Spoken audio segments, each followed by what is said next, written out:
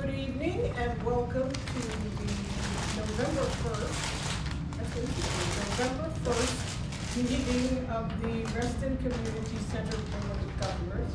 The meeting will now come to order.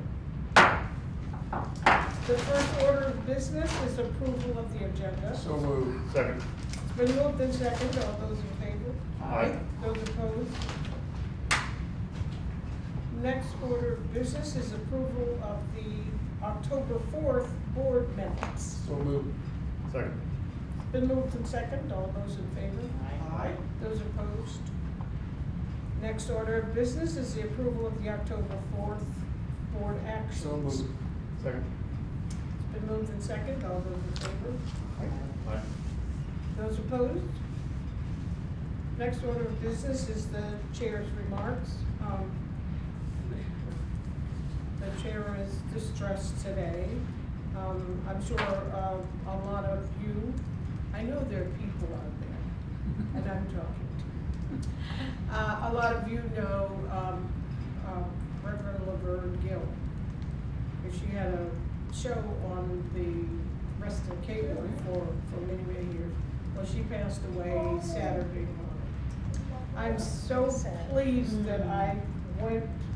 Several women from the church got together and we took flowers and food and stuff over for her birthday on the 13th. So, but and because she fell 2019 Thanksgiving, and it's been back and forth and the whole thing. So that was distressing. And every day, I just had a birthday, oh gosh. Happy birthday. I never thought, when you're younger, you never think you're gonna get up in the 60s, the 70s, all that stuff. And next year, it's the 80s, oh gosh. It's all coming. You can shed tears because they are gone. Or you can smile because they lived. You can close your eyes and pray they will come back, or you can open your eyes and see all that they left for you. Your heart can be empty because you can't see them, or you can be full of the love you share. You can turn your back on tomorrow and live yesterday, or you can be happy for tomorrow because of yesterday. You can remember only that they are gone, or you can cherish their memory and let it live on. You can cry and close your mind and feel empty. Or you can do what they would want. Smile. Open your heart. Love and go on. Next order of business. Does that poem have a name? It's called, no. No, I don't think it does. No, it I've seen it doesn't. before. But it's by Elizabeth Ammons, A-M-M-O-N-S. Okay, thanks. Next is our citizen input. We don't have any citizens, but this is a good time to say congratulations. 50 years, the Reston Garden Club. There's some of you out there who didn't even know we had one. 50 years. Yes, and because of COVID, they celebrated it this year. It was founded in May 1970.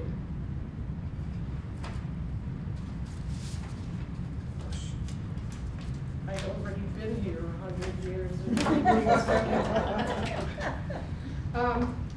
Next order of business is the preference poll committee report, Mr. Thomas. Thank you.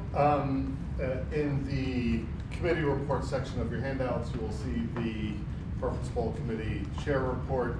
So some of the big picture stuff, approximately the number of votes that were cast and the way in which they were cast and from where they were cast is approximately in line with the recent history for uncontested elections as we had this time. Everything went smoothly. There were no There was no particular controversy that went on. Everything went smoothly in terms of the mechanics of the voting and the tallying and everything else. And you can see the vote totals there for Mr. Bowie, Ms. Seacrest, Earhart, and Mr. Stilson, with 34, 33, and 32.8% of the vote respectively. Some recommendations. Basically, the mechanics went well, so the idea of continuing with the tweaks that have been made to that to make the logistics work smoothly should be continued. So that's one thing. The committee had asked that that staff pursue the idea of figuring out what options we have for if there's an uncontested preference poll of all incumbents, what could we dial back on? So could we, instead of sending out letters, instead do something with a postcard, or like, what type of options do we have? And after talking about it with county legal advisors, it turns out that we don't have a lot of leeway in terms of the mechanism of how the preference poll is actually conducted. We can't go to using a postcard because that would impugn the security of the mechanism. We can't drop that entirely because that would reduce access. Like there's everything that was an idea that we could trim back. There was a reason that really didn't work due to the guidance that it was provided, that codified in the MOU. So the MOU really drives what our options are.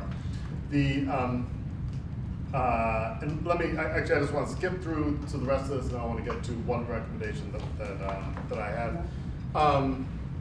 You can see the recommended schedules in here for this coming year, which lines up with what we did this year, so no big changes there. You can see continuing the strategies that were done this year, mostly about logistics, and some of it about how we promote the candidates forum and stuff like that.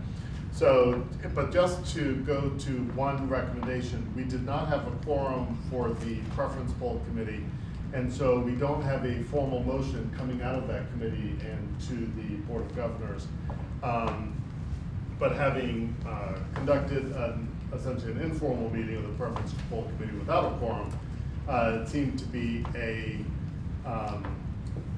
agreement among those who were here that if we have a preference poll in which all three candidates are incumbents, and thus it is uncontested, but every candidate is an incumbent, that we do two things. One, that we skip the candidates orientation session, and two, that we skip the candidates forum.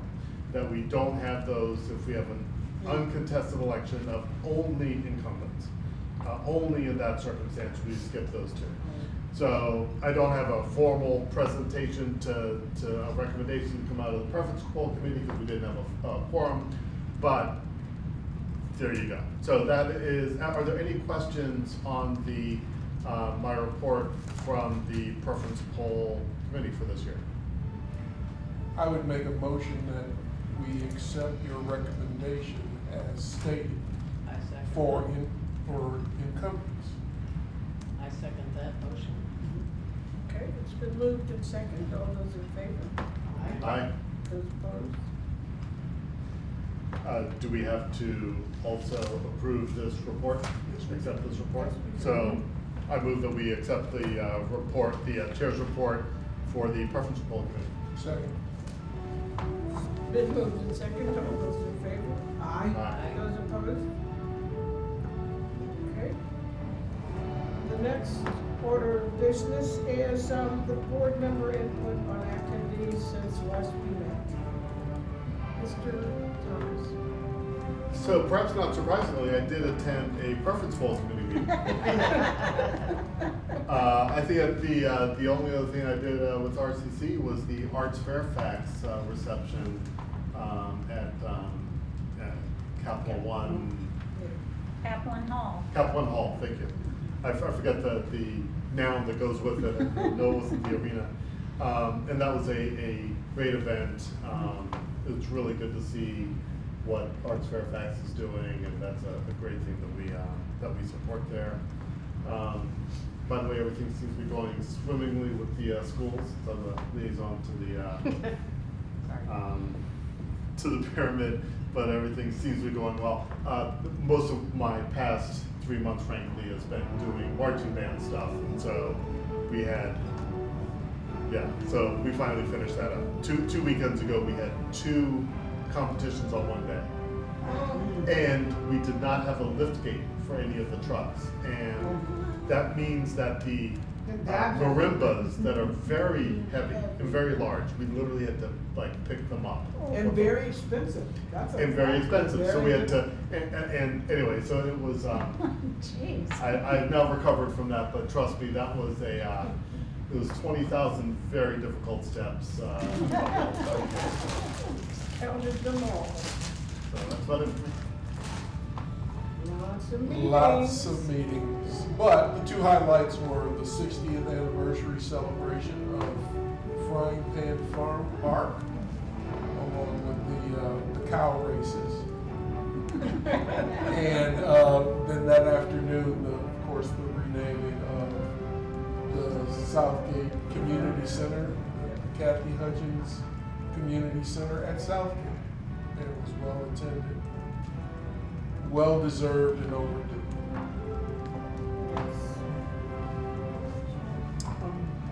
But not me. I attended the Arts Festival luncheon, which was wonderful. I really enjoyed it. That's a pretty neat thing over there. I also attended Kathy Hutchins' renaming of the Southgate Community. So Kathy Hutchins was just really neat. It was exciting. Great to see so many people out there. And before that, I was at the Reston Home Tour. Still draws a lot of people. That was kind of neat. They had less homes than I think, just because people traipsing around the house during COVID.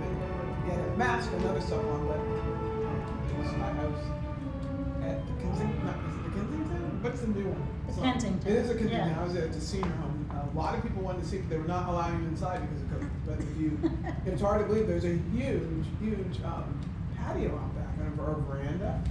And a lot of people came by, and people, they wanted to go in and see it, but they told them no, unless you had a special appointment. So I did that, and I think that was it. I attended the preference poll meeting. And handed out lots of candy. Nice. Oh, that's great. Nice.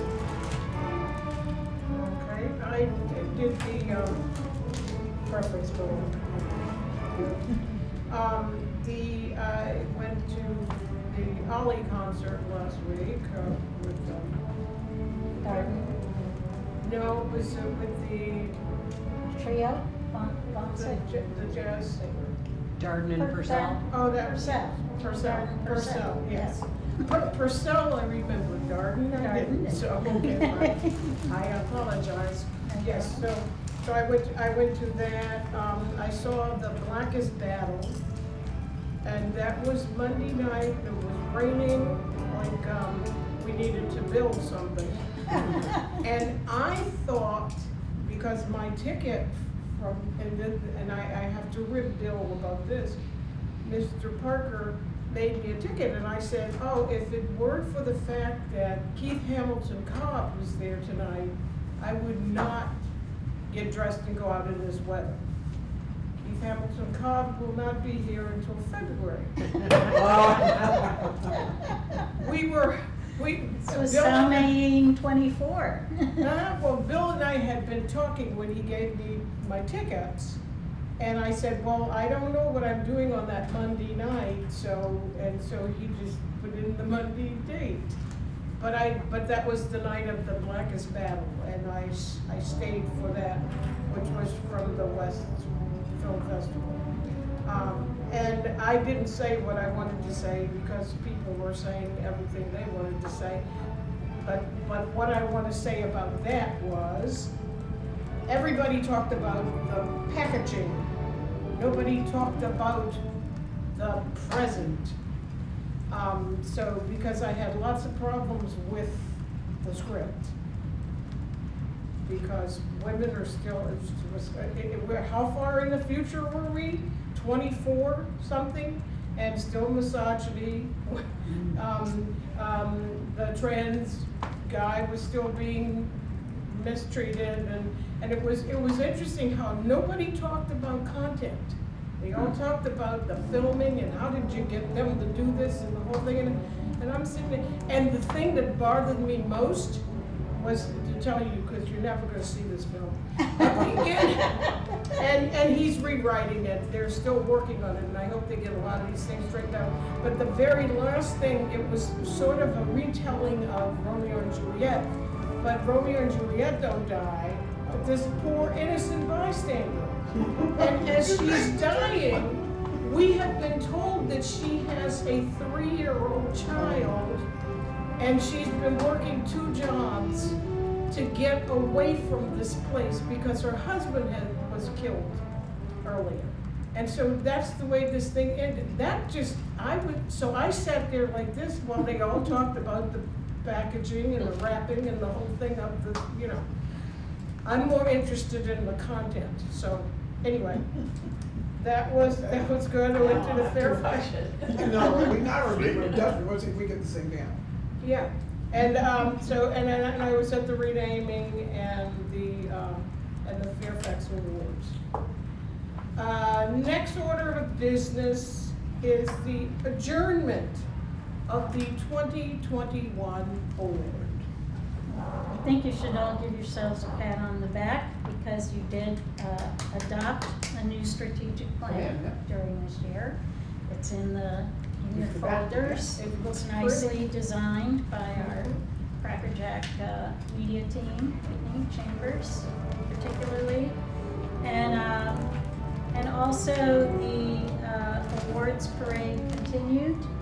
The Virginia Recreation and Park Society awarded a Distinguished Volunteer of the Year award for Mr. Bowie for his service to RCC, and particularly for his, how shall we say, motivational encouragement that we pursue CAPRA accreditation. Say strong arm. Yeah, well, whatever it took, right? And also they awarded RCC the award for best renovation project, bricks and mortar, for our aquatics renovation project. So pretty successful board year, I would say. Now you can. Okay, and Bang now that, the 2020-21 board is now adjourned. I see you later. And now we will convene, the new board members will be seated. And it's interesting that they're not here. One of them. 2 of us are here. Well, I said one of them, not here. Okay. Okay. So next order of business is the proposed officer slate. Mr. Keith and I conferred and propose that we have a crack team of leadership and that we are very satisfied with the status quo. And so we are nominating Bev Caution as chair, Bill Bowie as vice chair, and Lisa Earhart as secretary, and Bill Thomas as treasurer. You mean Paul Thomas? Close enough. It's not Bill. I was gonna say, I said, wait, who's Bill? Sorry. No, Paul Thomas. you know what you meant, but I'm not even. I'm It's a sorry. nickname. Anyway, You got 3 bills on this Yeah. board. It's easier if you just call me Bill. Yeah. You're a There's so guy many on the bills board, on you're a this bill. board. Right, they call you that. And so that is the slate that we're nominating. Move to close nominations. Second. It's been moved in second. So the slate, so we vote, do we need to vote on the Yeah, slate? we approve the slate is presented. Second. It's been moved and second. All those in favor? Aye. Those opposed? It's just us. Have a seat. Oh, wait, hold on. That's right. Yes, we used to get up and move. I don't know, this Christmas music is really just, I don't know what it's doing to me, but it's knocking me slightly off kilter. Welcome back. Next, we will have the executive director's report. Okay, well, if you turn to the back of your notebooks, with respect to planning, we're exploring with the Department of Public Works and Environmental Services, contracting with an architecture firm that can lead community engagement discussions around a potential new arts venue related to the Boston Properties proffer in West End Town Center. The county has to make a decision with respect to that proffer this upcoming July of 2022. So I think it's incumbent upon us to have that community dialogue and see what kind of program is desired by the community, and then what the rough order of magnitude of cost on it might be, so that we can provide that feedback to the county in its decision making. With respect to our compliance with the county's employee vaccine mandate, we remain at 99% of the workforce vaccinated. We are down to just 3 unreported status outstanding, which we will complete this week. But even in the unlikely event that all 3 are unvaccinated, we will still be in the 98 to 99 percentile of total vaccination for the staff, which should give the public tremendous confidence in the public health protocols of this agency. We have been undergoing an internal audit. That work is complete, and we got the preliminary findings report last week on Friday. There were only 2 minor reportable findings, one of which has already been addressed and it will be described in the report as closed out satisfactorily. And the other was missing pair of signatures in the receiving part of the purchasing process on 2 invoices, which is relatively small considering the thousands of invoices that we process annually. And I just want to offer my and the board's thanks to our finance and HR team, because to come out of the audit with such a clean report is a testament to their dedication and commitment to accountability and compliance. We also have just filed our 2021 equity plan, and the highlights included the participation of Ms. Kasha, Mr. Bowie, Ms. Earhart, and Mr. Thomas in the series of dialogues that we held this past year. We've also made 2 full-time merit position minority hires in 2021, and continue to support the content relevant to racial and social justice concerns, as well as training for RCC staff and our support of Rest and Opportunity Neighborhood. In capital projects, we have been informed that another $96,291.77 is coming back to the fund balance, in addition to the $750,000 that has already been restored as a result of released contingency funding from the construction contingency funds. And the final financial activity remaining to be accomplished will be closeout of the architecture and engineering contingency account. There may be some small amount resulting from that, but we can be comfortable with the fact that we realized about $850,000 in savings over the budget for the renovation project. We hired a new aquatics operations director. She's coming to us from work in Arlington County and with the Fairfax County Park Authority. She's very impressive. She's multilingual. She's fluent in Farsi and English. Her name is Rashana Raisi Fard, and she starts on November 8th. You guys mentioned a lot of the activities that occurred in the center stage and around the community. We had Meet the artist concerts, a lunchtime with the arts at Mason Concert in Reston Town Square Park, lots of local community arts activity in the theater, art galleries and art classes, very well-attended events and activities. The Thanksgiving food drive is underway as of today, and upcoming parade and holiday concerts will be at Town Center in the weeks and months ahead. We had a baby expo that served 12 vendors and 49 participants. Latanja also did a really sweet thing.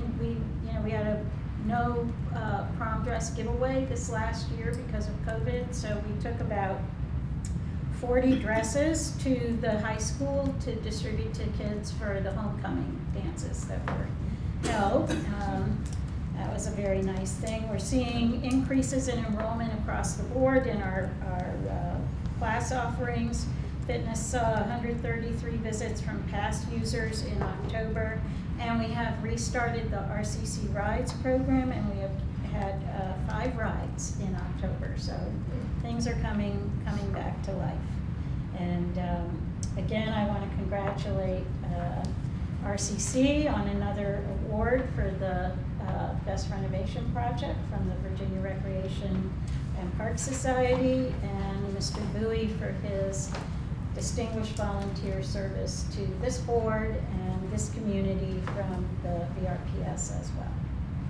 Thank you very much for the nomination. It was overwhelming. Any sense of what the timeline will look like for finding a new deputy? Well, applications closed last Friday. It usually takes a week for DHR to create the what's called the certification list, those candidates who meet the qualifications requirements.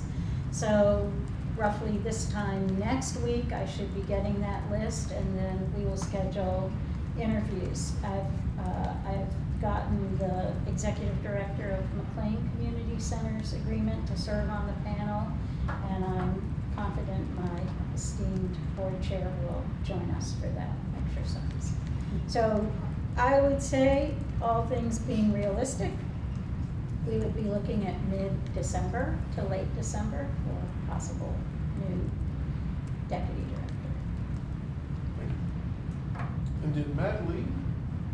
Matt McCall, no, Matt has not left. Matt McCall is going to be taking 2 weeks off, beginning November 15th, because he's having another child. So, it's we're very happy for Matt, but he has not left. Okay. No, That's a the different woman business. we hired replaced Brittany Karchner. Gotcha. She went to Texas. All right. So we have an aquatics director, we have an aquatics operations director, and an aquatics program director. Scott Sorensen is our program director, and I have to look at her name. Rashana will be our operations director. And we will be also advertising and hiring. We converted we had a full-time merit customer service position assigned to the aquatics desk. That was Ivan Cole's position, as you may remember. And we are going to convert that to an assistant operations manager position so that we can have merit employee coverage across the entire array of business hours on deck and available in the pool environment. That's it. Carol. Okay, any old business? I just have to tell you, for some reason, I have always, I've always said to everybody, Bill knows everybody in the county. And he is the most recognized person in the county. Esme talks about Bill Bowie all the time. I'm sorry. And she keeps saying, did I meet him when I was younger? Oh, that's And I said, yes, you've met everybody, but she said, Bill Bowie, and you, out of the blue, she talks about you. And we've decided that Frying Pan Park belongs to my son, because he lives up the Right, road. Okay. right across the street. So we have to go to Uncle Jeff's farm. Yes. Yes. And I said, no, that's Bill Bowie's farm. No, it's Uncle Jeff's farm. Absolutely. Is there any new business? Anything? You can just, everybody remember, I'm sure you've all voted. No, some of us are waiting until tomorrow. Right. I'm talking. Oh, to outside, them. yeah. Yes, I'm sure you have all voted by now. But if you haven't, tomorrow morning, you know where you need to be. Okay, and the board orientation with our supervisor, Al Horn, is November 13th. And is it here or? Yes, Yeah, it is. it's here at Hunter's Okay. Woods. And the next professional traveling show will be November 20th. Cool. I just don't know why, for some reason, that music tonight is just, I don't know. You might not be ready for it, It's but guess inspiring. what? It's inspiring. I don't know what it is. but Let's I all get out there and get it done. Yes. Okay, so, make sure you go and vote tomorrow. If you haven't already, don't vote twice. So the meeting of the Reston Community Center Board of Governors is now adjourned.